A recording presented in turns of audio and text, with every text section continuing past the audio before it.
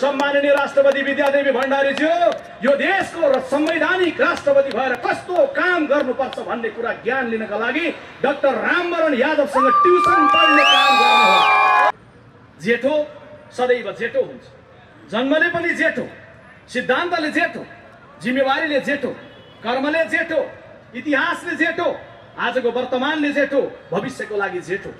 जेठो भएको नाताले अहिले मैले अपिल र आग्रह गर्नुपर्छ, जस्तै संकट मुलुकमा परोस् नेपाली कांग्रेस पार्टीले त्यो संकटको बेलामा देशलाई ढाडस पनि दिन्छ। दिदीबहिनी दाजुभाइहरूलाई अपिल पनि गर्छ कि हामी छौं, कांग्रेस छ, कांग्रेस थियो, त्यसैले 7 सालको परिवर्तन भयो। बौद्धिक क्षमताका धनी नेपाल विद्यार्थी संघको राजनीति गर्दै केन्द्रीय सदस्य एवं प्रखर वक्ता युवा नेता विश्वप्रकाश शर्माज्यूको मिठो भाषण सुन्नका लागि सम्पूर्ण साथीहरूलाई एकत्रित भएर बसिरहेको हार्दिक अनुरोध गर्दछु। श्रद्धेय सभापति महोदय, मञ्चमा आसीन मैले सम्मान गर्नुपर्ने, आदर गर्नुपर्ने यस क्षेत्रका सबै आदरणीय नेतृत्ववर्ग, परपरबाट यो आवाज सुनिरहनु भएका सबै आदरणीय दिदीबहिनी दाजुभाइहरू, समारोहमा सहभागी साथीहरू, पत्रकार मित्रहरू, सबैलाई म हार्दिक सम्मान गर्न चाहन्छु, हार्दिक अभिवादन गर्न चाहन्छु। कोटेश्वरको यो चोकमा उभिएर जय नेपालको न्यानो अभिवादन गर्न चाहन्छु। जय नेपाल। आज देशभरि नै 165 निर्वाचन क्षेत्रमा यसरी नै प्रदर्शन भएको छ। सम्भवतः म पार्टीको पेजबाट हेर्दै थिएँ, अरू पेजहरूबाट पनि हेर्दै थिएँ, देशको धेरै ठाउँको सभाहरू सकिएको छ र करिब करिब अन्तिममा सायद हामी कोटेश्वरमा छौं। यो बेलामा म तपाईहरुले जानेकै अभिव्यक्ति स्मरण गर्छु। जनताको सपना र शासकको सनकको बीचमा द्वन्द्व छ। यो बेलामा जनताले देखेको एउटा सपना थियो र त्यो सपना छ। जनताले देखेको सपना र शासकको सनकको बीचमा द्वन्द्व भयो। कोरोनाले मानिस यतै मरेको बेला उतै मरेको बेला, जनता कोरोनाले मरेर सेतो कात्रो बेरिरहेको बेला तपाईको मेरो देशको शासकलाई रातो झण्डा फहराउँदै भोट माग्न जाने जाँगर चल्यो। आज यो बेलामा नेपाली कांग्रेस पार्टीले देशभरि प्रदर्शन गर्दै गर्दाखेरि पसलमा रहनुभएका आदरणीय दिदीबहिनी दाजुभाइहरू, कोटेश्वरको यत्र तत्र जसले सुनिरहनु भएको छ, म जान्दछु। तपाईहरुको पसल चलाउने कुरामा, यात्रा गर्ने कुरामा, प्रहरीका साथीहरूले सुरक्षा व्यवस्थापन गर्ने कुरामा हाम्रो सभाले केही न केही असर पक्कै परेको छ। त्यसको लागि देशभरिकै प्रदर्शनमा भएको कहीँ पनि कुनै पनि असर परेको छ, स्वाभाविक छ। ती सबै असरप्रति हामी क्षमा चाहन्छौँ। तर कोटेश्वरका दिदीबहिनी दाजुभाइहरू जो पसल चलाइरहनु भएको छ, उहाँहरू पनि जान्नुहुन्छ। अनि दर्जनौं फेसबुक पेजहरूबाट स्वदेश विदेशबाट हेरिरहनु भएकाहरू जान्नुहुन्छ कि आज कांग्रेस थियो जिम्मेवार ढंगले कोटेश्वरमा शालीन ढंगले शान्तपूर्ण ढंगले प्रदर्शन गरिरहेको छ, कोटेश्वरमा बोलिरहेको छ, कोटेश्वरमा जलिरहेको छैन, कोटेश्वरमा कुनै तोडफोड भइरहेको छैन। देशमा कहीँ पनि शान्तिपूर्ण ढंगले प्रदर्शन हुँदै गर्दा कहीँ पनि कांग्रेस जस्तो शालीन ढंगको प्रदर्शन भएको कारण कहीं पनि कुनै पनि प्रकारको दुर्घटना हुने खालको, तोडफोड हुने खालको, आगलागी हुने खालको घटना नभइकन आज शान्तिपूर्ण ढंगको प्रदर्शन गरिरहेको छ। यो हाम्रो शक्ति पनि हो, यो हाम्रो पहिचान पनि हो। कतिबेला यसलाई कमजोर भन्नु होला, तर यो जिम्मेवार प्रतिपक्षको एउटा जिम्मेवार शैली पनि हो। हामी जान्दछौँ कोरोनाको कारण मानिस मरिरहेको बेलामा हजारौंको देशव्यापी रूपमा प्रदर्शन कसैको पनि चाहना होइन। सरकारले अपिल गर्यो, कोरोना आएको छ, लकडाउनमा बसौं। दिदीबहिनी दाजुभाइहरू, यो कोटेश्वर ठप्प थियो। तपाई प्रत्येक साथी घरमा बस्नुभयो कैदी जस्तै। आकाशमा चरा उडिरह्यो, मनहरू हाम्रा उडिरहे, तर हामी घरभित्र बसिरह्यौं चुपचापसँग। किनभने कोरोनासँग लड्नु थियो, सरकारलाई सघाउनु थियो। अलि अगाडिसम्म त्यसरी हामी बस्यौं। नेपाली कांग्रेस पार्टी प्रतिपक्षी दल कोरोनामा के गर्ला सरकारले भनेर बसेन। कांग्रेसले सबैभन्दा पहिले निर्णय गर्यो, सरकारमा को छ मुख्य कुरा होइन। यो बेलामा नेपाली जनताको जीवन खतरामा छ, त्यसैले काङ्ग्रेसले आफ्नो फन्डबाट पैसा निकाल्नुपर्छ, सरकार लगेर सघाउनुपर्छ। काङ्ग्रेसले लकडाउन भएको तेस्रो दिन नै सरकारको खातामा लगेर 50 लाख रुपियाँ जम्मा गर्यो। प्रश्न 50 लाख ठुलो रकम होइन, तर एउटा संस्कृति हो, एउटा सन्देश हो। त्यो जब सङ्कट हुन्छ, सङ्कटको बेलामा सबै एक हुनुपर्छ। हामीले अपिल गरेर भन्यौँ कि सरकारमा सँगै नरहेर पनि सङ्कटमा सँगै लड्न सकिन्छ। सरकार तिमीले दिएको अपिल बमोजिम देशभरिका पार्टीका साथीहरूलाई, नेपाली दिदीबहिनी दाजुभाइहरूलाई घर घरमा बस्नलाई अपिल पनि गरिरहेका छौँ। अनि सरकारको खातामा पैसा जम्मा गरेर हामी भनिरहेका छौँ कि सरकारलाई सबैले सघाउँ। एउटा त्यो बेला हामीले अपिल गरिरह्यौँ, स्वास्थ्य कर्मीहरूसँग स्वास्थ्यको सामग्री छैन, पिपिई खरिद गर। हामीले भनिरह्यौँ अस्पतालहरूमा भेन्टिलेटरको अभाव छ, भेन्टिलेटर खरिद गर। हामीले भनिरह्यौँ राहतको लागि मानिसहरूलाई सङ्कट भइरहेको छ, बिहान काम गरेर दिनभरि काम गरेर बेलुका के खाने भन्ने श्रमजीवीलाई अप्ठ्यारो परिरहेको छ। सरकार सबै अरू बाँकी कुरा बन्द गर, केवल जनताको सेवामा समर्पित बन। हामीले यो भनिरह्यौँ। दिदीबहिनी दाजुभाइहरू, सरकार त्यो बेलामा के गर्दै थियो? मेरो आवाज सुन्दै गरेको कुनै युवक टाढा बसेर सम्झिँदै हुनुहुन्छ भने त्यो बेला मङ्सिर 2074 सालमा घाममा लाम लागेर कम्युनिस्ट पार्टीलाई मत दिनलाई उभिएको कुनै युवक मेरो आवाज कोटेश्वरमा सुन्दै हुनुहुन्छ या स्वदेश विदेशमा लाइभ हेर्दै हुनुहुन्छ भने कृपया तपाईँको दाहिने हात छातीमा राखिदिनुहोस् अनि आफैलाई प्रश्न गरिदिनुहोस्, के तपाईँले दिएको मत जनता कोरोनामा मर्दै गर्दा बालुवाटारमा सत्ताको लडाई गर्नका लागि थियो? तपाईँले दिएको मत त्यसको लागि थिएन। तर कमरेडहरूलाई जनताको बारेमा चिन्ता भएन, जनताको बारेमा चासो भएन। अनि आज त्यो द्वन्द्व हुँदाहुँदै आज कम्युनिस्ट पार्टी विभाजनको मोडमा पुग्यो। संसद विघटनको अवस्थामा प्रधानमन्त्रीजीले देशलाई पुर्याउनु। संसद मात्रै विघटन भएको छैन, संसद विघटनसँगै जनताको 7वटा सपना जो कम्युनिस्ट पार्टीसँग चुनावको बेलादेखि गाँसिएको थियो, 7वटा सपना पनि विखण्डन भएको छ। विखण्डन भएका एक-एकवटा सपनामा गनेर तपाईँको समक्ष राख्छु नै, त्यसमा म पछि आउँछु।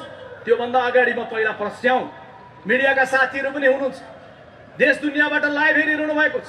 काङ्ग्रेस अस्पष्ट पो छ कि, काङ्ग्रेस अलमलमा पो छ कि, काङ्ग्रेसको धारणा के हो भन्ने बारेमा पनि चासो छ, जिज्ञासा छ। पार्टीको प्रवक्ता भएको नाताले मैले यहाँको समारोहलाई पनि लाइभ हेरिरहनु भएका देशभरिका दिदीबहिनी दाजुभाइलाई पनि मैले प्रस्ट्याउनु पर्ने हुन्छ। मैले क्रमशः बताउँ, पुसको 5 गते संसद विघटन गरियो। किञ्चित एकै मिनेट पनि ढिलो नगरिकन तत्काल पार्टीको काठमाडौँ उपत्यकामा उपलब्ध वर्तमान र पूर्व पदाधिकारीहरूको हामीले बैठक बोलायौँ।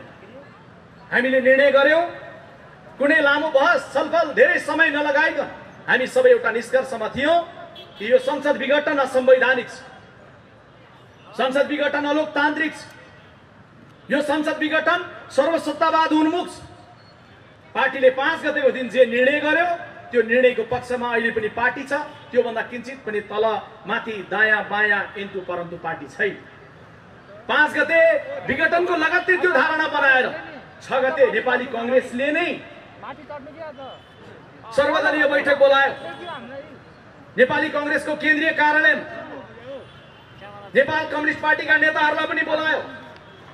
अलि अगाडिसम्म कांग्रेसका दिन गए भन्नेहरू, अलि अगाडिसम्म कांग्रेसलाई दिउँसै लाइट बालेर खोज्नुपर्छ भन्ने प्रचण्ड र माधव नेपालहरू पनि टाइ मिलाउँदै कांग्रेसको केन्द्रीय कार्यालयमा पुसको 6 गते पुग्नुभयो।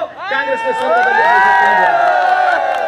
त्यो बैठकबाट पनि कांग्रेसले निर्णय गर्यो, सर्वदलीय सहमतिका साथ सबैको साझा धारणा निर्माण गर्यो कि प्रतिनिधि सभाको विघटन सर्वसत्तावाद उन्मुख छ, असंवैधानिक छ, अलोकतान्त्रिक छ र त्यसलाई राजनीतिक ढङ्गले प्रतिवाद गर्न जरुरी छ। राजनीतिक दलले राजनीतिक ढङ्गले नै प्रतिवाद गर्छ। सर्वोच्च अदालतबाट आउने फैसला सर्वोच्च अदालतले गर्ने विषय कानुनी क्षेत्रकाले आफ्नो ढङ्गले जुझ्ने र लड्ने पाटो आफ्नो ठाउँमा छ। राजनीतिक दलले सडक बाटो प्रतिरोध गर्छ, राजनीतिक दलले सार्वजनिक समारोह मार्फत प्रतिरोध गर्छ, राजनीतिक दलले आफ्नो धारणालाई प्रश्न राखेर प्रतिरोध गर्छ र 5 गते पदाधिकारी निर्णय, 6 गते सर्वदलीय निर्णय पछाडि किञ्चित ढिलो नगरी 7 गते हामीले केन्द्रीय समितिको बैठक प्रारम्भ गर्यौं। देशभरिबाट आउनुभएका केन्द्रीय समितिका सदस्यहरूले बोल्ने क्रम चल्दै गर्दा नै 9 गते सभापति शेरबहादुर देउवाले प्रस्ताव गर्नुभयो र 13 गते आज संसद विघटन गरेको 1 हप्ता पुग्दै गर्दा आज हामी देशभरि हजारौंको संख्यामा, लाखौंको संख्यामा छौं। किनभने हामी जान्दछौं हाउ डेमोक्रेसी डाइज भन्ने पुस्तकमा लेख्ने लेखक द्वयले लेखेका छन् कि अब दुनियाँमा प्रजातन्त्रलाई खतरा सैनिक जनरलहरूको बन्दुकले होइन, जनताबाट निर्वाचित भएका प्रधानमन्त्रीबाटै, जनताबाट निर्वाचित भएका राष्ट्रपतिहरूबाटै छ। त्यसकारण यो खतरातर्फ सबै सजग हुनुपर्छ, सिङ्गो दुनियाँका लागि सजग बनाएर लेखेका छन् र नेपाली कांग्रेस पार्टी त्यो दिशामा सजग भएर आज देशव्यापी रूपमा प्रदर्शनमा छ। दिदीबहिनी दाजुभाइहरू, यहाँहरू जान्नुहुन्छ नेपाली कांग्रेस पार्टी प्रदर्शन गरिरहँदै गर्दाखेरि बडा संयमित पनि छ, गम्भीर पनि छ, जिम्मेवार ढंगले सोचिरहेको छ। कांग्रेसका पाकाहरूले मात्रै होइन, कांग्रेसका युवा भनिएका हामी पछिल्लो पुस्ताहरूले पनि अहिलेको बेलामा यो देशलाई एउटा मार्ग प्रशस्त गर्नका लागि अत्यन्त एकताबद्ध ढंगले, संयमित ढंगले, जिम्मेवार ढंगले, परिपक्व ढंगले सोच्नुपर्छ भन्ने कुरोमा हामी प्रष्ट छौं। किनभने नेपाली कांग्रेस पार्टी जेठो दल भएको नाताले जिम्मेवारीमा पनि जेठो हो। मैले बेला बेला बोल्दा भन्ने गरेको छु, जेठो सदैव जेठो हुन्छ। जन्मले पनि जेठो, सिद्धान्तले जेठो, जिम्मेवारीले जेठो, कर्मले जेठो, इतिहासले जेठो, आजको वर्तमानले जेठो, भविष्यको लागि जेठो।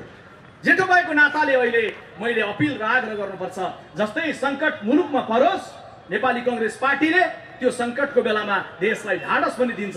दिदीबहिनी दाजुभाइहरूलाई अपिल पनि गर्छ कि हामी छौं, कांग्रेस छ, कांग्रेस थियो त्यसैले 7 सालको परिवर्तन भयो, कांग्रेस थियो त्यसैले समावेशिताको राजनीति मुलुकमा प्रारम्भ भयो, कांग्रेस थियो त्यसैले 30 वर्षको पञ्चायती व्यवस्थालाई कम्युनिस्टलाई पनि सँगसँगै घाँसेर परिवर्तनमा लग्यो, कांग्रेस थियो त्यसैले 10 वर्षको माओवादी विद्रोह, जंगल भट्किएका बादल बाबुराम र प्रचण्डहरूलाई पनि शान्ति प्रक्रियामा लिएर आयो, कांग्रेस थियो त्यसैले अरू कमरेडहरूको नेतृत्वमा नबनेको संविधान कांग्रेसको नायकत्वमा बन्यो, कांग्रेस थियो त्यसैले अरूको नेतृत्वमा नभएको निर्वाचन कांग्रेसको नेतृत्वमा भयो। त्यसैले आज पनि कांग्रेस जिउँदै छ, कांग्रेस छ त्यसैले मुलुकले फेरि पनि बाटो प्राप्त गर्छ। यही भन्नलाई, यही अपिल गर्नका लागि आज हामी देशभरिको सभामा छौं। किनभने मैले बेला बेला बोल्ने वाक्य म दोहोर्याउँछु यहाँ आज पनि, जेठो सदैव जेठो हुन्छ, सत्ताको नेतृत्व गर्दा पनि जेठो हुन्छ, प्रतिपक्षमा बस्यो भने पनि जेठो हुन्छ। जेठो दल चुनाव जितेर ठुलो हुँदै गर्दा पनि जेठो नै हुन्छ, चुनाव हारेर प्रतिपक्ष बन्दै गर्दा पनि जेठो हुन्छ। जेठोको हैसियत फरक पर्दैन। जेठो भएको नाताले जेठोको पोजिसन बुझ्नलाई सरल भाषामा तपाईहरु बुझ्नुहुन्छ। वैशाख 12 को भूकम्पले सिन्धुपाल्चोकको कुनै गाउँमा जेठो दाजुको घर भत्कियो अनि जेठो दाजु टहरामा गएर बस्न थाल्यो भनेर काइला र अन्तरेहरू जेठो हुँदैनन्। जेठोको त्यही टिनको टहरामा बस्ने पनि जेठोको जिम्मेवारी। त्यसैले त्यही टहरामा बसेर सोचे जस्तो कांग्रेस आज यो बेलामा अपिल गर्दछ, दिदीबहिनी दाजुभाइहरू अब भ्रमबाट मुक्त हुनुस्, भ्रमको सपनाबाट मुक्त हुनुस्। मैले बोल्दै गर्दा तथ्यका साथै बोल्दैछु। केही जरुरी छैन कम्युनिस्ट पार्टीलाई दुश्मन सोच्नु पर्ने। कम्युनिस्ट पार्टीलाई मत दिनेहरूलाई दुश्मन हामी सोच्दैनौँ। तपाईले जो मत दिँदै गर्दा दिनुभयो, एउटा सपना सोच्नुभयो, एउटा विश्वास सोच्नुभयो, एउटा भ्रममा रहनुभयो। तर एमाले र माओवादीका युवाहरू हो, मेरो आवाज सुन्दै गर्दा तपाईले फर्केर सम्झेर हेर्नुहोस् त, एमाले र माओवादी नाम गरेको दुईटा दललाई एक बनाउँदै गर्दा के तपाईलाई सोधिएको थियो? थिएन।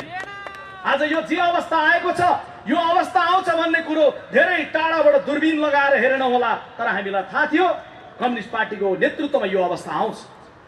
रगत बगाएका माओवादी कार्यकर्तालाई सोधिएन कि संशोधनवादी भनिएको, बुर्जुवा शक्ति भनिएको, भाइ कांग्रेस भनिएको एमालेसँग मिल्ने कि नमिल्ने? रगत बगाएको माओवादी कार्यकर्तालाई सोधिएको थिएन। अनि गाउँमा बसेर मेहनत गरेर, दुःख गरेर, जनताको सेवा गरेर मत लिन्छौं कम्युनिस्ट पार्टीलाई भनेर एमाले बनाएर बचाएर बसेका एमालेका कार्यकर्तालाई सोधिएन कि कमरेड प्रचण्डको त्यो पार्टी जसलाई उग्र वामपन्थी गुरिल्लाहरूको पार्टी, उग्रवादीहरूको पार्टी भनियो, यो पार्टीसँग मिल्ने कि नमिल्ने भनेर तिनलाई पनि सोधिएन। तपाईलाई नसोधिकन काठमाडौँको एउटा कुनामा बसेर बनाइएको थियो पार्टी। त्यो पार्टी बनाउँदै गर्दा कुनै सिद्धान्तको एकता थिएन, कुनै गहिरो विश्लेषण थिएन। जम्मा जम्मी दुई थान कमरेडरलाई आलो पालो प्रधानमन्त्री बन्नु थियो, केपी ओलीलाई, प्रचण्डलाई, अनि तपाईको कुनै सिद्धान्त दृष्टिकोण नराखिकन एकाएक एकता गरियो। त्यसबेला हामीले भनेका थियौं यो एउटा यस्तो मोटर बनाइदिन्छ जुन मोटरमा माओवादको पेट्रोल पनि हालिदैछ, बौद्धले जनवादको डिजेल पनि हालिदैछ। डिजेल र पेट्रोल हालेर हिँडेको गाडी कोटेश्वरबाट गयो भने बानेश्वर नपुगिकन 3 गुणामा दुर्घटना हुन सक्छ हामीले भनेका थियौं। आज भएको केही। त्यसैले यो जे हुनु थियो यो हुनु नै यही थियो। त्यसैले दिदी बहिनी दाजुभाइहरू यो बेलामा आउँदै गर्दाखेरि हामी 3टा परिदृश्यमा जाउँ। म तपाईलाई 3टा परिदृश्य सम्झाउँछु। एउटा परिदृश्य करिब 15 वर्ष अगाडि 62-63 साल भन्दा अलि थोरै अगाडि यतै मान्छे मर्दै थिए, उतै मर्दै थिए। 7 समुद्र पारीबाट कसैले सोध्यो तिम्रो देशमा के सस्तो छ भन्दा मेरो देशमा पेट्रोल महँगो छ, डिजेल महँगो छ, चामल महँगो छ, मेरो देशमा मान्छेको जिन्दगी सस्तो छ, मान्छेको रगत सस्तो छ भन्ने दिन थियो। रगत बगिरहेको थियो माओवादी विद्रोहको कारण। अर्कोतिर शासन हातमा लिएर महाराज धिराज तल रगत बगिरहेको झोलुङ्गे पुल माथि बसेर बाँसुरी बजाइरहेको दृश्य थियो यो देश। कांग्रेस थियो, सबलाई समन्वय गर्यो र एउटा निष्कर्षमा पुर्यायो। तर आज 15 वर्ष पछाडि त्यसबेला देखिएको सपना, 12 बुँदे समझदारी, 19 दिनको जनआन्दोलन, जनताले 70 वर्षको सपना पूरा गरेर बनाएको संविधान सभा, पहिलो संविधान सभाबाट नबनेर दोस्रो संविधान सभाबाट बनाइएको संविधान, अनि त्यसबीचमा घोषणा गरिएको गणतन्त्र, अनि संविधान निर्माणपछि गराइएको 3 तहको चुनाव के हामीले देखेको सपना, हामीले राजनीतिक अध्याय पूरा गर्दै गर्दा सडकमा हिँड्दै गरेको युवकलाई भनेको होइन कि हे युवक आओ अन्तिम पटक सङ्घर्षमा आओ, अब यो देशमा फेरि सङ्घर्ष गर्नु पर्दैन हामीले भनेको होइन। तर त्यो बेला देखिएको सपना फेरि सडकमा आएर दुर्घटित हुँदै गर्दाखेरि आज रोमको महाराज निरो होइन, झुलुङ्गे पुलमाथि बसेर बाँसुरी बजाउने ज्ञानेन्द्र निरो होइन। आज म हेरिरहेको छु कमरेड केपी ओलीलाई त्यो बेलाको हिरोइजमदेखि लिएर आजको निरोइजमसम्म एकैचोटि हेरिरहेको छु कमरेड केपी। त्यो बेलाको त्यो कथाहरूलाई बिर्सिए कमरेड। 15 वर्ष अगाडिको कुरा छोडौँ, केवल 3 वर्ष अगाडिको कुरा गरौँ। जो कांग्रेस हुनुहुन्न नि दिदी बहिनी दाजुभाइहरू पर हुनुहुन्छ, जसले सुन्दै हुनुहुन्छ नि, म तपाईहरुलाई अपिल गर्छु 3 वर्ष अगाडि सम्झिनुस् त। मंसिरको महिनामा बिहानै उठ्दै गर्दा के सपना देख्दै मतदान केन्द्र जानु भएको थियो? अघिल्लो दिन राति सुत्नु अगाडि घर परिवार बच्चा बच्ची छोरा छोरी बाबुआमा बसेर भोट दिँदै गर्दा के दिने भनेर दिनु भएको थियो? यो देश कसैले बनाए? कम्युनिस्ट पार्टीले बनाउँछ। यो देशमा कोहीले केही गरेन, कसैले केही गर्छ, कमरेड केपी ओलीले गर्नुहुन्छ। चुनावको बेलाको त्यो सपनाहरू सम्झिनुस् अनि यो 3 वर्षको समीक्षा गर्नुस्। यो 3 वर्षको समीक्षा गर्दै गर्दा तपाई के पाउनुहुन्छ? हामीले त त्यसबेला भनेका थियौं कि हामीले कांग्रेसले 46 सालको परिवर्तनपछि गाउँहरूमा बाटो पुर्याएका छौं दिदी बहिनी दाजुभाइहरू। त्यो बाटोहरू कालोपत्रे गर्न बाँकी छ। हामीले गोरेटोहरू बनाएका छौं, ती गोरेटोहरूलाई कालो बनाउने हाम्रो सपना छ। आदरणीय मतदाता दिदी बहिनी दाजुभाइहरू, तपाईहरु सुन्दै हुनुहुन्छ भने सम्झिनुहोस्, तपाईलाई त्यो सपना जस्तो लाग्यो। कांग्रेस त गोरेटोलाई कालोपत्रे बनाउने मात्रै भन्छ। तपाईलाई त्यो सपना जस्तो लागेन, तपाईलाई लाग्यो सपना त चुच्चो भएको रेल कमरेड केपी ओलीले ल्याउँछु भन्नुभएको छ, त्यो सपना हो भन्ने लाग्यो। अनि तपाई बिहानै बिउजिनुभयो, रेल सम्झिँदै गएर ड्याम घोटाल्नुभयो। आज तपाईको रेलको सपना दुर्घटित भएको छ। हामीले त त्यसबेला भन्यौ 46 सालको परिवर्तन अगाडि यो देशमा 40% मान्छेको आँगनमा पानी पुगेको थियो। कांग्रेसले नेतृत्व गरेको यो 20-25 वर्षको कालखण्डमा कहिले कांग्रेसको नीतिले, कहिले कम्युनिस्ट आए पनि कांग्रेसको नीति, कहिले कांग्रेसको नेतृत्वले 80-85% मान्छेको घरको आँगनमा पानीको धारा पुग्यो। 15, 16, 17% मान्छेको घरमा पानीको धारा पुग्न बाँकी छ। आदरणीय दिदीबहिनी दाजुभाइहरू, रुख चिन्हमा मतदान गर्नुहोस्, काङ्ग्रेसलाई विजयी बनाउनुहोस्। हामी पानीको धारा खडा गर्छौँ। तपाईँलाई त्यो सपना जस्तो लागेन? तपाईँलाई लाग्यो पानीको धारा के सपना? पानी त पानी, हिन्द महासागरको पानीमाथि जहाजमाथि झन्डा फहराउने सपना जस्तो लाग्यो। दिदीबहिनी दाजुभाइहरू, आज यहाँ उभिएर गणेशमान सिंहलाई सम्झिन्छौँ हामी। गणेशमान सिंहले जस्तो गरेर जनताको आलोचना गर्ने हैसियत हामी राख्दैनौँ कि 7 सालमा पनि नेपाली जनता थपडी बजाउँछ, 17 सालमा पनि थपडी बजाउँछ। गणेशमान सिंहले जनताको आलोचना गर्ने साहस राख्नुहुन्थ्यो, हामी त्यसरी साहस राख्दैनौँ। तर हामी भन्न चाहिँ सत्य, गणेशमानजीका पार्टीका कार्यकर्ता हौँ भनिरहँदै गर्दा हे दिदीबहिनी दाजुभाइहरू हो, तपाईँले त्यो बेला दिएको मत, त्यो बेला देखेको सपना काङ्ग्रेसको सपना जस्तो लागेन। आज तपाईँले कम्युनिस्टले त्यो मुलुकलाई काया पलट गर्छन् भनेर देखेको सपना जस्तो लाग्यो। सपना कस्तो रहेछ? सपनाबाट बिउजिनुहोस् भन्न चाहिँ हामी सक्छौँ। त्यो भ्रमबाट मुक्त हुनुहोस्, त्यो चाहिँ हामी भन्न सक्छौँ। त्यसैले दिदीबहिनी दाजुभाइहरू, यो बेलामा तपाईँ आउँदै गर्दा तपाईँले पाउनुभयो कि त्यो वास्तविक सपना होइन रहेछ। जिम्मेवार बाटो, जिम्मेवार ढङ्गले हिँड्ने कुरा सत्य कुरो रहेछ। संयम चाहिन्छ, धैर्यता चाहिन्छ। भात के नै बन्छ भन्यो भने धेरैले भनिदिनुहुन्छ आराम, चामलले बन्छ। दुनियाँमा कहीँ पनि चामल मात्रै भात बन्दैन। भात बन्नका लागि पनि भाँडो, पानी, आगो र चामल, 4वटा कुरो चाहिन्छ।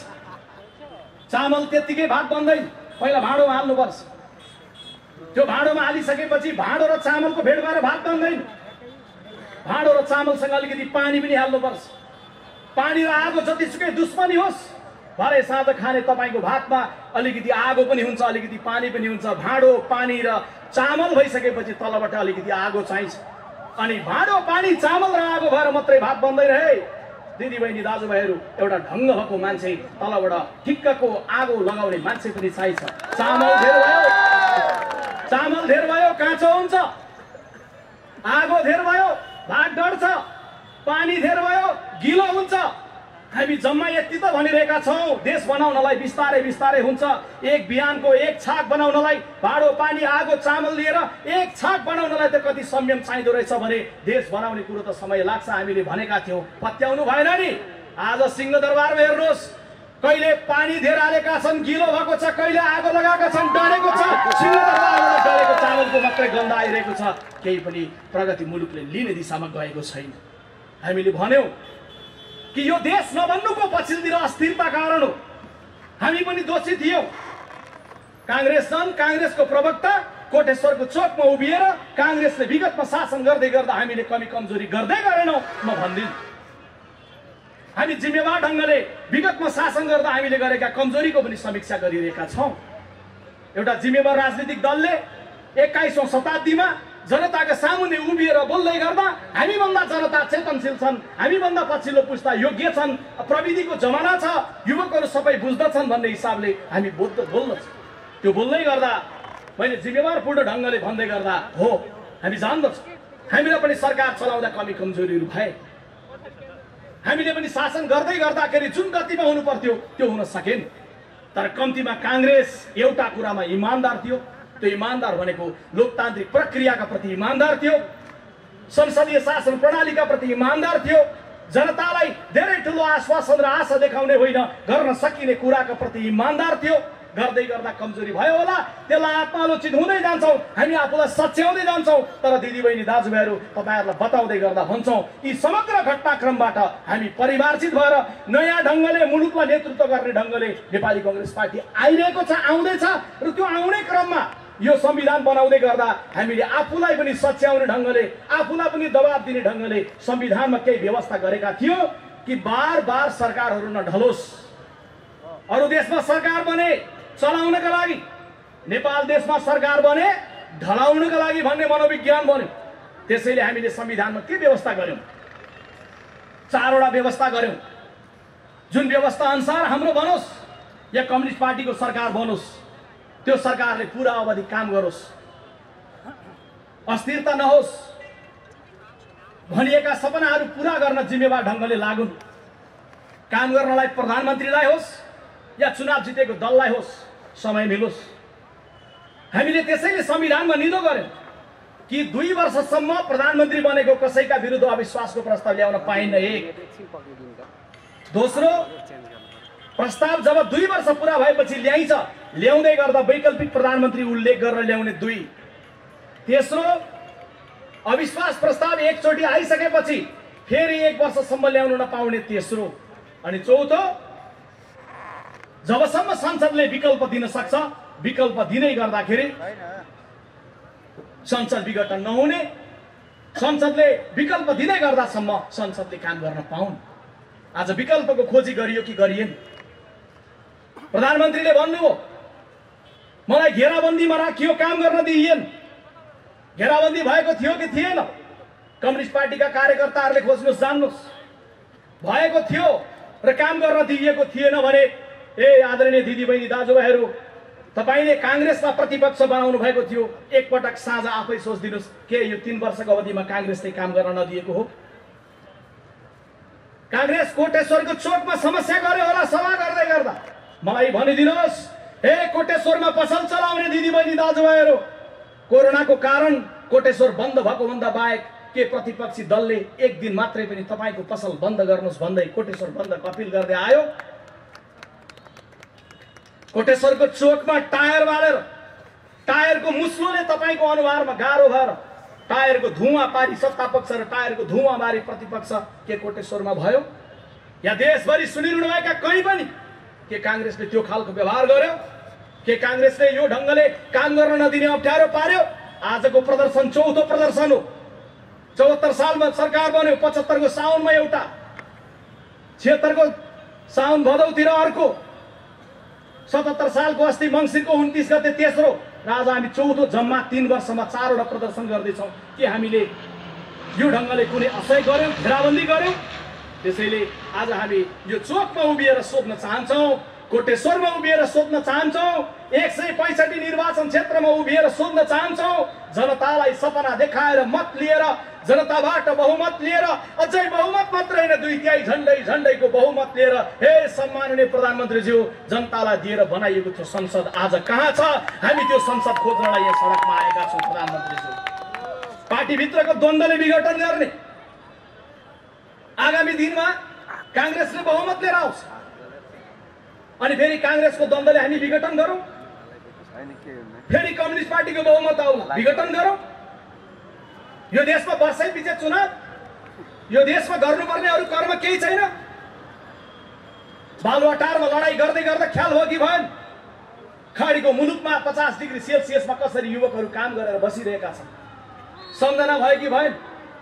त्यसैले यो बेलामा कसैलाई लाग्ला कि कमरेड केपी ओलीले घेराबन्दीमा परेर संसद विघटन गरे भन्दै गर्दा कमरेड केपी ओली पहिलो दोषी, कमरेड केपी ओली दोस्रो दोषी, कमरेड केपी ओली तेस्रो दोषी होइन। कमरेड केपी ओली सबैभन्दा महान दोषी, मुख्य दोषी। यो देशको शासन सत्ता चलाएर कमरेड केपी ओली, ओली होइन बोलीका रूपमा मात्रै परिचय बनाउनु भयो, बोल्न मात्रै जान्नुभयो। जान्दछु म पनि झापाको भएको नाताले, विश्वप्रकाश शर्मा पनि झापाकै मान्छे हो। झापाको कुन गाउँमा उखानको बोट कहाँनिर छ भन्ने कुरो मैले पनि जानु होला, तर बोलेर मात्रै हुँदैन। प्रधानमन्त्रीजी केवल बोलीका रूपमा प्रस्तुत हुनुभयो। तर आज यो जे दुर्घटना भएको छ, यो दुर्घटनाको पहिलो दोषी कमरेड केपी ओली हो। यसको दोस्रो दोषी कमरेड पुष्पकमल दाहाल उर्फ प्रचण्ड हो, र तेस्रो दोषी बनेको यही क्षेत्रबाट निर्वाचित भएका कमरेड माधव नेपाल हो। उहाँहरू कसैले पनि दोषबाट मुक्ति भन्ने कुरालाई नसोच्नलाई म अपिल र आग्रह गर्न चाहन्छु। छुट्याएर नहेर्नु होला, कसैलाई भ्रम नरहोस्। कांग्रेस ओलीसँग उभिनेछ, प्रचण्ड माधव नेपाललाई बाई गर्नेछ। कसैलाई भ्रम नरहोस्, कांग्रेस प्रचण्ड माधवसँग एक ढंगले सडकमा जानेछ, ओलीसँग दूरी हुनेछ। हामी न ओलीसँग नजिक छौँ, न हामी प्रचण्ड माधवसँग नजिक छौँ, हामी नजिक छौँ त नेपाली जनतासँग नजिक छौँ, कांग्रेसको झण्डासँग नजिक छौँ, कांग्रेसको सिद्धान्तसँग नजिक छौँ। त्यसैले हामी जान्दछौँ कि अहिले यो बेलामा स्मरण गराउनु पर्छ, हे कमरेडहरू, कांग्रेसले त पहिले भनेको थियो वैशाख 17 गते 2076 सालमा निर्णय, 77 सालमा निर्णय गरेर आजभन्दा 9 महिना अगाडि हामीले निर्णय गरेर भनेका थियौँ। 8-9 महिना अगाडि वैशाख 17 गते जब स्वास्थ्य सामग्रीमा सम्म भ्रष्टाचार भयो, हामीले निर्णय गरेर भन्यौँ कि कमरेड केपी ओलीको सरकारले शासन गर्ने नैतिक र राजनैतिक आधार गुमाइसकेको छ। तपाईहरुलाई लाग्ला कांग्रेसले भन्यो तर हटाएन किन? कांग्रेससँग हटाउने गणित थिएन। कांग्रेसले जिम्मेवार ढंगले यो मात्रै भन्न सक्थ्यो कि केपी ओलीसँग शासन गर्ने राजनीतिक रणनीतिक आधार छैन। त्यो छैन भनिसके पछाडि विकल्प खोज्नुपर्ने कर्तव्य नेपाल कम्युनिस्ट पार्टीका नेताहरूको थियो। म सम्झिन्छु कमरेड माधव नेपालले संसदमा गुनगुनाउनु भएको, मेरो देश डुब्न लाग्यो, कोही माझी बचाइदेऊ। कमरेड माधव नेपाल, तपाईले मैले बोल्दै गरेको आवाज तपाईको घरसम्म पुग्दैछ भने पुगेकै क्षणमा गुनगुनाइदिनु होला। फेरि पुगेको छैन भने मिडिया पढेर फेसबुक लाइभ हेरेर सम्झिदिनु होला के तपाईले भन्नुभएको होइन। संसदमा उभिएर बोल्दै गर्दा 1.5 वर्ष अगाडि मेरो देश डुब्न लाग्यो, कोही माझी बचाइदेऊ, अनि 1.5 वर्षसम्म डुब्न लागेको दिन गन्दै गन्दै अहिले डुबिसक्यो, तपाईको सरकारले डुबाउनतिर लाग्यो, अनि बल्ल हामी यहाँ छौं भनेर रक्तबाको सडकमा आइपुग्यो तपाईँ। त्यसैले दोष माधव नेपालजीले दोष लिनुहुन्न भन्ने कुरो बिल्कुलै होइन। त्यसैले मैले दोषीको बारेमा भने, पहिलो दोषी कमरेड केपी ओली, दोस्रो दोषी कमरेड प्रचण्ड, तेस्रो दोषी कमरेड माधव नेपाल।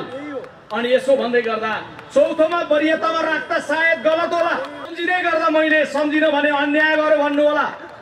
सम्माननीय राष्ट्रपति विद्यादेवी भण्डारीले शीतल निवासमा बसेर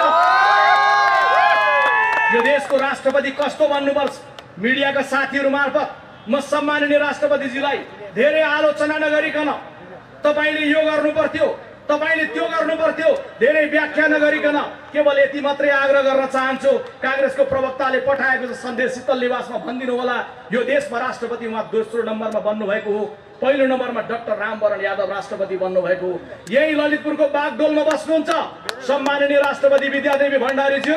यो देशको संवैधानिक राष्ट्रपति भएर कस्तो काम गर्नुपर्छ भन्ने कुरा ज्ञान लिनका लागि डाक्टर रामवरण यादवसँग ट्युसन पढ्ने काम गर्नुहोस्। उहाँसँग ट्युसन पढ्यो भने थाहा हुन्छ राष्ट्रपतिले प्रतिकूलतामा के गर्नुपर्छ। डाक्टर रामवरण यादवले राजनीतिक नेताहरू भेट्नु भएन होइन, भेट्नु, संविधान बनाउने बेलामा दलहरूको झगडा भएपछि भेट्नु, चिया खुवाएर भेट्नु, दही चिउरा खुवाएर भेट्नु, केवल यति भन्नु। 7वटा सपना जो भङ्ग भयो, म अब संक्षिप्तमा त्यो 7वटा सपनामा आउँछु र तपाईहरुबाट बिदा लिन चाहन्छु। दिदी बहिनी दाजुभाइहरू, पहिलो सपना समृद्धिकै भनिएको थियो, लामो व्याख्यामा नजाउँ। काठमाडौँमा बस्नेहरूले पिउनु पर्ने त मेलम्चीकै पानी हो। मलाई लागेको थियो कांग्रेसले 90% काम सकेर टुङ्ग्याएर मेलम्ची छोडेर आएको 10% मात्रै बाँकी छ। कमरेड केपी ओलीले भन्नु होला, आदरणीय दिदी बहिनी दाजुभाइहरू, कांग्रेसले गफ मात्रै गर्यो, मेलम्चीको पानी चाँडै आउँछ काठमाडौँमा, पानी टन्न खानु होला। मेरा विरोधीहरूले दिनमा 3 पटक नुहाए हुन्छ कांग्रेसीहरूले भन्नु होला भन्ने लागेको थियो। तर कमरेडहरूको सरकार बन्यो, सपना समृद्धिको थियो। मेलम्चीमा रहेको इटालियन कम्पनी सीएमसीसँग कमिसन माग्यो, सीएमसीले बाई गरेर छोडेर गयो। मेलम्ची कहिले आउँछ टुङ्गो छैन। कमरेडहरू सडकमा बसेर समृद्धिको सपना अहिले पनि बालुवाटारमा बसेर प्रधानमन्त्रीजी भनिरहनु भएको छ। केरुङबाट रेल आउने कुरो कहाँ पुग्यो? अहिले यो समारोहमा सोध्ने बेला भएको छैन। चुनावमा अझै हामीले धेरै फाइलहरू खोलेर सोध्न बाँकी नै छ। प्याक्ट गर्दाखेरि चुलामा ग्यास आउँछ, कहाँ आइपुग्यो पाइप, अहिले सोध्ने बेला भएको छैन। चुनावको बेलामा फाइलहरू खोल्न बाँकी नै छ। तर यति मात्रै चाहिँ भनिरहन्छु दिदी बहिनी दाजुभाइहरू, कमरेड केपी ओली कम्युनिस्ट नेता भए पनि मेरो पनि नेता हो। कुन अर्थमा? मेरो देशको प्रधानमन्त्री भएको अर्थमा।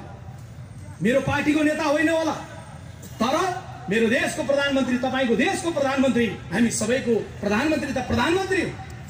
हाम्रो देशको प्रधानमन्त्रीलाई के काम गर्ने अनुकूल वातावरण थिएन? सम्झेर हेर्नुहोस्, गिरिजा प्रसाद कोइरालाले कस्तो प्रतिकूलतामा गणतन्त्रको नेतृत्व गर्नु। यतातर्फ माओवादी लडाको क्यान्टोनमेन्टमा, अर्कातर्फ शाही सेना श्रीपेच लगाएर बसेका राजा दरबारमा। त्यस्तो बेलामा संविधान सभाको चुनाव गराएर त्यो ज्वालामुखीको बाटोबाट गणतन्त्र घोषणामा पुर्याउँदै गर्दा गिरिजा प्रसाद कोइरालालाई जुन गाह्रो थियो, के कमरेड केपी ओलीलाई त्यो गाह्रो थियो? थिएन। सुशील कोइरालाले 4वटा कम्युनिस्ट प्रधानमन्त्रीको नेतृत्वमा संविधान नबनेको बेलामा दोस्रो संविधान सभापछि नेतृत्व गरेर यता प्रचण्डलाई बाहुनले गरेका प्रचण्डलाई, उता कमरेड केपी ओली गाँसेर संविधान जारी गर्दै गर्दा जस्तो प्रतिकूलता थियो कमरेड केपी ओलीका सामुन्ने थिए। संविधान बनेपछि कतै मैनबत्ती बल्यो, संविधान बनेपछि कतै टायर बल्यो, मधेसमा आगो लाग्यो, मधेसमा विद्रोह भयो, 50 जति मानिसहरूको मृत्यु भयो। कमरेड केपी ओली 70 को मलेटमा भाषण गर्न जाँदा यस्तै सभा सकिएपछि 4 जना युवकहरू गोली लागेर मर्नुपर्ने अवस्था आयो। त्यो मधेसमा आगो लागेको बेलामा शेरबहादुर देउवाले मुलुकको प्रधानमन्त्री भएर मधेस र पहाड सबैलाई समन्वय गराएर 3 तहको चुनाव गराए जस्तो के कमरेड केपी ओलीका सामुन्ने त्यो प्रकारको उकालो, त्यो प्रकारको अप्ठ्यारो थिएन। उहाँका सामुन्ने हाइवेमा आएको थियो, मुलुक शान्ति भएको, संविधान बनेको, 3 तहको चुनाव भएको, वडासम्म वडा सरकारहरू बनेको, योभन्दा सुन्दर इतिहासको दिन आदरणीय दिदी बहिनी दाजुभाइ के हुन सक्थ्यो होला? यस्तो अवसर कसले पायो होला? त्यसैले एमाले र माओवादीको युवक टाढा रहेकाले फेरि पनि सम्झिदिनुस् त। विश्वप्रकाश कांग्रेसको प्रवक्ता हो, कांग्रेसको कुरा गर्दैछ, नसोच्नुहोस्। यो कुरा कांग्रेसको कुरा होइन, यो कुरा देशको कुरा हो। देशले एउटा बाटो पाएको थियो, तर के गर्दिनु, कुन अवस्थामा पुर्याइदिनु? त्यसैले समृद्धिको सपना त्यो ढङ्गले उहाँले दुर्घटनामा पुर्याउनु। उहाँहरूले भन्नुभएको थियो दोस्रो सपना खण्डित कुन भयो? राष्ट्रियता बलियो हुनेछ। कांग्रेसको पालामा राष्ट्रियता कमजोर भयो, तर कांग्रेसले संसदमा उभिएर लिपुलेक, लिम्पियाधुरा, कालापानी सहितको नक्सा पारित गर्न कांग्रेस उभिएको होइन। आज कहाँको त्यो नक्सा? कहाँ थन्काइएको छ नक्सा? हुम्लामा सीमा मिचिँदै गर्दा कहाँ हुनुहुन्छ कमरेडहरू? किन मौन हुनुहुन्छ? किन अनेक देशका दूतावासका राजदूतहरू नेपाल कम्युनिस्ट पार्टीका नेताहरूको घर घरमा चारिरहेको छन्? यो कस्तो राष्ट्रियता हो? यो कस्तो राष्ट्रवाद हो? के राष्ट्रियता बलियो भएको अवस्था हो? परिचित अपरिचित अनुहारहरू किन रातारात काठमाडौँको एयरपोर्टमा उत्रिन्छन्? किन रातारात प्रधानमन्त्रीको निवासमा प्रकट हुन्छन्? किन काने खुसीहरू हुन्छ? के यो देशको राष्ट्रियता जनताको हृदयबाट होइन, त्यो प्रकारको मनोविज्ञानबाट बन्ने के यो राष्ट्रियतालाई बलियो बनाइएको अवस्था हो? तेस्रो सपना राष्ट्रियतापछि भङ्ग भएको बजार भाउ छ। पसलमा बेच्न बस्नु भएको आदरणीय दाइले या दिदीले बेच्दै गर्दा किन्दै गरेकोले भन्छ कति महँगो बेच्नु भएको। बेच्नेलाई थाहा छ कि यो सामानको भाउ कहाँबाट बढेर आएको छ, किन्नेलाई पनि थाहा छ। मैले हिजो घोटालले गर्दाखेरि बजार भाउ घट्छ भनेर मैले घोटाले, आज किन्न जाँदा त छैन। प्रधानमन्त्रीको भाषण सम्झ्यो, संसदमा भने प्रधानमन्त्रीले भनिदिनु भयो। एक दिन हाम्रो एकजना सांसदले सोध्नुभयो, सम्माननीय प्रधानमन्त्रीज्यू चुनावको बेला भन्नुहुन्थ्यो म प्रधानमन्त्री भए भने बजार भाउ ओह्रालो लाग्छ भन्नुभएको थियो। आज बजार भाउ कहाँ पुग्यो थाहा छ? प्रधानमन्त्रीले जवाब दिँदा भन्नु, म सानो छँदा सुकामाना घिउ पाउँथ्यो, 90 रुपियाँ तोला सुन पाउँथ्यो, त्यो खोजेर त हुँदैन नि कमरेड भन्नु। के एक जवाब सुन्नका लागि तपाईँले बजार भाउ घट्छ भनेर भोट दिनुभएको थियो? तपाईँको सपना त्यहाँ थियो। चौथो खण्डित भएको सपना भ्रष्टाचारको बारेमा कमरेड केपी ओलीले भन्नु, मिठो बोल्नु, भ्रष्टाचारीको अनुहार हेर्दिन, अङ्कवाल गरिरहँदै गर्दा अनुहार हेर्नै पर्दैन भन्ने कुरा हामीले पछि मात्रै थाहा पायौँ। जब अङ्कवाल गरिएको हुन्छ अनुहार त देखिँदैन, अर्कोपट्टि पुगिसकेको हुन्छ। कसरी अङ्कवाल गर्नु हामी जान्दथ्यौँ। उहाँको नारा थियो भ्रष्टाचारको अन्त गरेर समृद्ध नेपाल, सुखी नेपाली। आज भ्रष्टाचारको अग्लो पहाडमा उभिएर देखिएको छ के त्यही हो समृद्ध नेपाल? त्यो पहाडबाट सुनिँदैछ, त्यो पहाडबाट देखिँदैछ व्हाइट बडीको भ्रष्टाचारको फाइल बन्द गर्ने षड्यन्त्र। के यो समृद्ध नेपाल? यही हो सुखी नेपाल? 70 करोडको टेलिफोन सुनियो प्रिन्टिङ प्रेस खरिदमा, के त्यही हो समृद्ध नेपाल? बालवाटारको जग्गा प्रकरण, ओम्नीको प्रकरण हुँदा आदरणीय दिदीबहिनी दाजुभाइहरू, तपाईँलाई मलाई हामीलाई घरभित्र राखेर कोरोनाको बेलामा लकडाउनमा हामी बन्द भएर बसेको बेला हाम्रा लागि स्वास्थ्य सामग्री ल्याउँदैछन् भनेर भनेको लिएर आऊ भनेको ल्याउन त ल्याए, कमसल ल्याए, हुँदा स्वास्थ्य सामग्रीसम्म भ्रष्टाचार। यही हो समृद्ध नेपाल, सुखी नेपालीको चित्र। कात्रोमा पनि भ्रष्टाचार। त्यसैले तपाईले भन्दै गर्दाखेरि तपाईले देखेको यो चौथो सपना पनि भङ्ग भयो कम्युनिस्ट पार्टीको सरकारको बेलामा। पाँचौं सपना जनताको जीवनको रक्षा हुन्छ कम्युनिस्ट पार्टीको सरकारमा। महिला उपर हिंसा बढ्यो, बालिकाहरूको माथि बलात्कार बढ्यो, कति झोक चल्यो होला ती आमाहरूलाई, हामी छोरीका बाबुहरूलाई। जब प्रधानमन्त्रीजीको मन्त्रीले भन्नुभयो, कमरेड रामबहादुर थापा बादलले भन्नुभयो गृह मन्त्रालयमा पत्रकारका सामुन्ने, ए पत्रकार मित्रहरू सम्झिदिनुहोस्, बालिकाहरूमाथि बलात्कार बढ्यो नि गृहमन्त्रीजी। महिलाहरूमाथि हिंसा बढ्यो नि गृहमन्त्रीजी, उहाँले यसो टोपी मिलाउँदै भन्नुभयो अमेरिकामा पनि यस्तै हुन्छ, विकसित मुलुकमा पनि यस्तै हुन्छ। के यही दिन देख्नका लागि कम्युनिस्ट पार्टीलाई मत दिनु भएको थियो? आमाहरू, दिदीबहिनीहरू, यो मुद्दा आमाहरूको मात्रै, दिदीबहिनीको मात्रै होइन, एउटा बालिका माथिको प्रकरण हुँदै गर्दा हामी प्रत्येक माथिको मुद्दा। आज भनिदिने अनुकूल अवस्था भएको बेलामा मैले राज्यले कठोर ढङ्गले नियन्त्रण गर्छ भनिदिने छोडेर भनिदिने कि पहिला पनि यस्तै हुन्थ्यो, अमेरिका पनि यस्तै हुन्छ। म जान्दछु कोटेश्वरको यो चोकमा उभिएर बोल्दै गर्दा म विवेक लुइटेल नाम गरेको एउटा सानो बालकलाई सम्झिन चाहन्छु। आदरणीय दिदीबहिनी दाजुभाइहरू, झन्डै 15 वर्ष अगाडि यही चोकबाट सिधा पश्चिम जानुहोस्, करिब 300-350 मिटरमा उत्तरपट्टि हेर्नुहोस्, विवेक लुइटेल नाम गरेको एउटा सानो बालकको घर छ। आमा हुनुहुन्छ, बाबा हुनुहुन्छ, दिदीबहिनीहरू छन्, परिवारका सदस्य हुनुहुन्छ, विवेक लुइटेल छैन।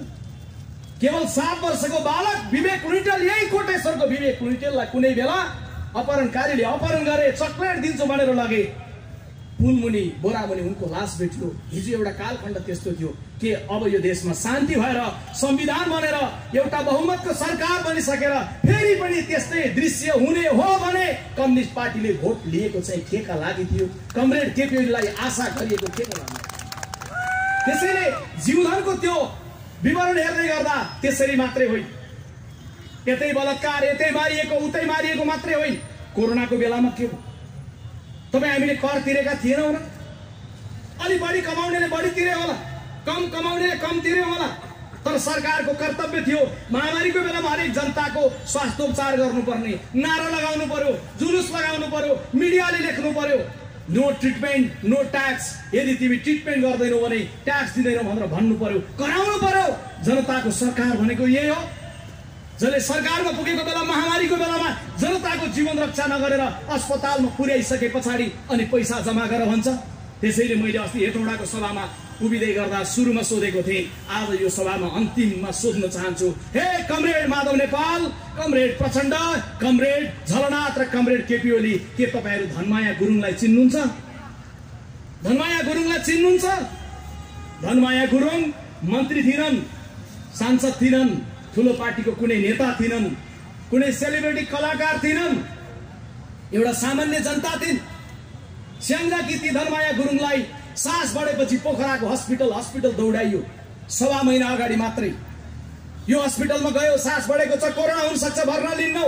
अर्को हस्पिटलमा गयो, सास बढेको छ, कोरोना हुन सक्छ। अर्कोमा गयो, ज्वरो आएको छ, कोरोना हुन सक्छ, हामी भर्ना लिन्नौ।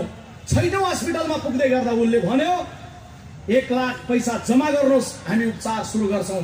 पैसा अहिले छैन, बिहान ल्याउँछौं भन्दै गर्दाखेरि सर्वहाराको सत्ता भएको यो देशमा कसैको पनि विवेकले सुनेन।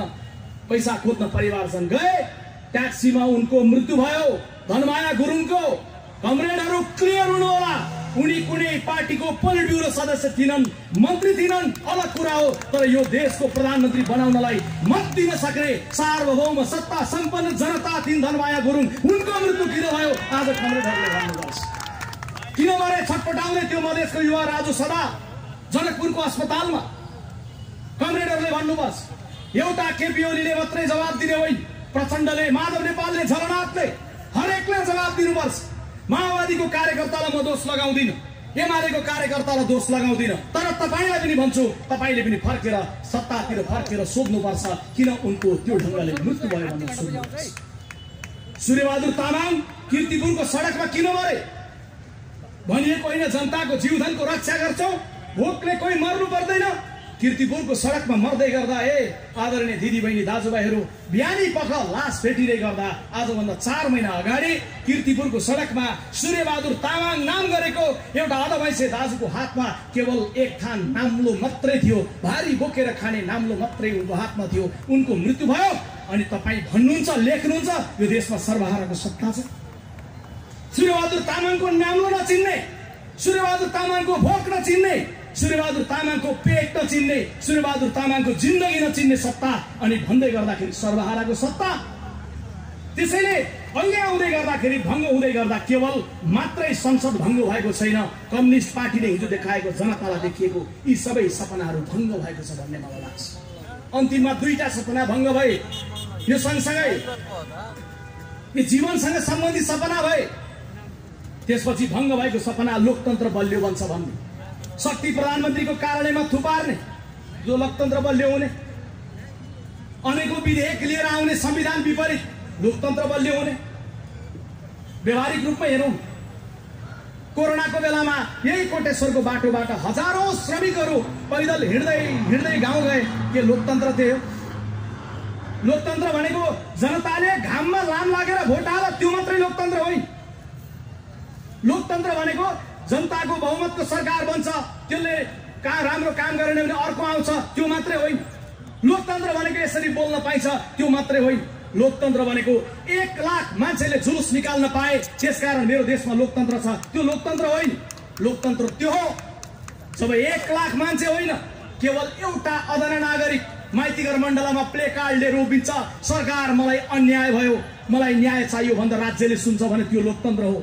एउटा श्रमिक कोरोनाको बेलामा सारा काम बन्द छ, ठप्प छ, मलाई एक साँझको खाना देऊ भन्दै गर्दा खाना उपलब्ध गराउँछ भने त्यो लोकतन्त्र हो। अरे हजारौं श्रमिकहरू पैदल पैदल गर्भवती महिलाहरू सानो बच्चा चेपेर बाबुआमाहरू हिँडेको दृश्य सम्झिनुस् त।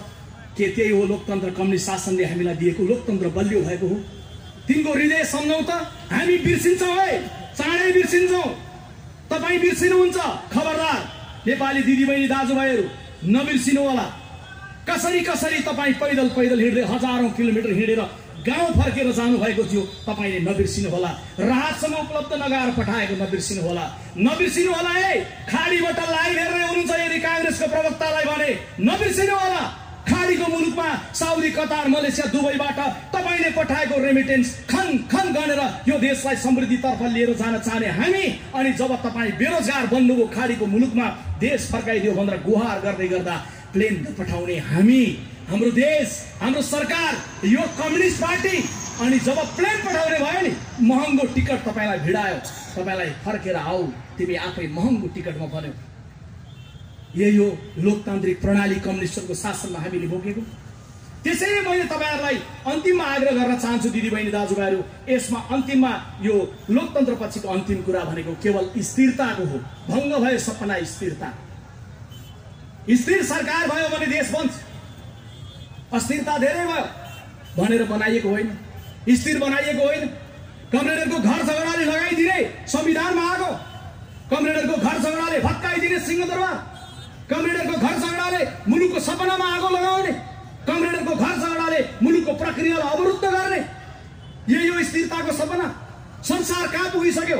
चीन कहाँ पुग्यो? भारत कहाँ पुग्यो? एउटा निश्चित प्रक्रियाको बाटोबाट। हामीले एउटा प्रक्रिया बनाएको होइन। चीनले बनाउन सक्छ, भारतले बनाउन सक्छ, हामी किन सक्दैनौँ? हामी नेपालीहरू बनाउन सक्छौँ। संसारले नाम लिँदै गर्दा वीर गोर्खाली भनेर दिएको पहिचानले यो देशलाई बनाउन सक्छ। संसारले बिउजिँदै गर्दा बिहान बुद्धलाई ढोक्दै बिउजिँदै संसारले बुद्धको देश बनेको सुन्न सक्छ। संसारमा मान्छे मरिसके पछाडि मरेको मान्छेको मुटु जिउँदो ट्रान्सप्लान्ट गर्दै गर्दा अस्ट्रेलियाको अस्पतालमा भयो होला, तर ट्रान्सप्लान्ट गर्ने डाक्टर कुमुद धिताल एउटा नेपाली आमाको छोरा थिए। मरेको मान्छेको मुटु जिउँदोमा ट्रान्सप्लान्ट गर्दै गर्दा यो देशमा नवीन राष्ट्रभक्ति र देशको समुन्नतिको सपना जागृत गर्न सकिन्छ, नसकिने भन्ने कुरो छैन। तर स्थिर सरकारलाई भङ्ग गरेर अनि कमरेडहरू सपनाको एउटा नयाँ यात्रा पुरा गर्दै हुनुहुन्छ। त्यसैले आज पार्टी प्रवेशको यहाँ कार्यक्रम राखिएन। मलाई उपेन्द्रजीले भन्दै हुनुहुन्छ, क्षेत्रका सभापति उपेन्द्र कार्कीजीले 100 बढी युवाहरू पार्टी प्रवेश गर्ने भन्दैछन्। कहिले गर्नु? उचित समयमा गर्नुहोस्। आज विरोध प्रदर्शन मात्रै गर्नु। म झापाको क्षेत्र नम्बर 1 मा केही दिन अगाडि मात्रै 450 जति नेपाल कम्युनिस्ट पार्टीका 101 युवाहरूलाई अबिर लगाएर टिका लगाएर काङ्ग्रेसमा प्रवेश गराएर आएको छु। जहाँ जहाँ हेरेको छौँ हजारौंको संख्यामा आइरहेका छन्। त्यसैले म अपिल र आग्रह गर्न चाहन्छु यो विरोध सभा मार्फत, जहाँ जहाँ हुनुहुन्छ एकपटक छातीमा हात राख्नुहोस्, अन्तरात्मालाई सम्झिनुहोस्। भगवानलाई मान्नुहुन्छ भने भगवानलाई सम्झिनुहोस्, मान्नुहुन्न भने कमरेड कार्ल मार्क्सलाई पनि सम्झिनुहोस्। कोरोनाको महामारी भइरहेको बेलामा एउटा स्थिर सरकारलाई अस्थिर बनाएर संसदलाई विघटन गरेर जुन नाटक प्रस्तुत गरिरहेका छन्, यो नाटक प्रस्तुत गरिरहेको बेला म त पहिले पनि मुठी बटार्थेँ, पहिले पनि लाल सलाम भन्थेँ, पहिले पनि कमरेड थिएँ, म त मरुन्जेलसम्म यहीसँग बसिरहन्छु भन्ने कुरालाई छोडिदिनुहोस्। एउटा सपनाबाट मुक्त हुनुहोस्, भ्रमबाट मुक्त हुनुहोस्। कम्युनिस्ट पार्टीको बाटोबाट यो देशले समुन्नति प्राप्त गर्दैन। स्वाधीनतादेखि शान्तिसम्म नेतृत्व गरेर आउने काङ्ग्रेसले नै फेरि पनि यो मुलुकलाई सही बाटो दिने हो। त्यसैले नेपाली काङ्ग्रेस पार्टीको तर्फबाट आज देशभरि विरोध सभामा जाँदै गर्दा गलत भएको छ। यो गल्तीको विरुद्ध सबै सङ्गठित हौ, अपिल र आग्रह हामी गरिरहेका छौँ। एउटा नयाँ सम्भावनालाई नयाँ ढङ्गले काङ्ग्रेसले नेतृत्व गरेर जानेछ भन्ने अपिल र आग्रह गरिरहेका छौँ। यति नै अपिल र आग्रह गर्दै एकपटक कमरेड माधव नेपालको घरसम्मै गुन्जिने गरी बालुवाटारमा कमरेड केपी ओलीजीको यताको घर बालुवाटार होस् कि यताको बालकोटको दरबार होस् त्यहाँसम्म पुग्ने गरी पेरिस डाँडामा नेकपाको कार्यकर्ताहरूसहित कमरेड प्रचण्ड बसिरहनु भएको छ भने त्यहाँ पनि सुन्ने गरी एकपटक जोडसँग लगाइदिनुहोस् नारा जय नेपाल, अझै जोडसँग हात तल्लाहरू लगाइदिनुहोस् जय नेपाल। मेरो अभिव्यक्ति टुङ्ग्याउन चाहन्छु। नमस्कार, धन्यवाद, जय नेपाल। उहाँले एउटा समारोहमा चितवनमा उभिएर बोल्दा भन्नुभयो, म दुईटा हात जोडेर अपिल गर्छु मेरो देशका नेताहरूलाई कि देश यस्तो अवस्थामा छ, संविधान एक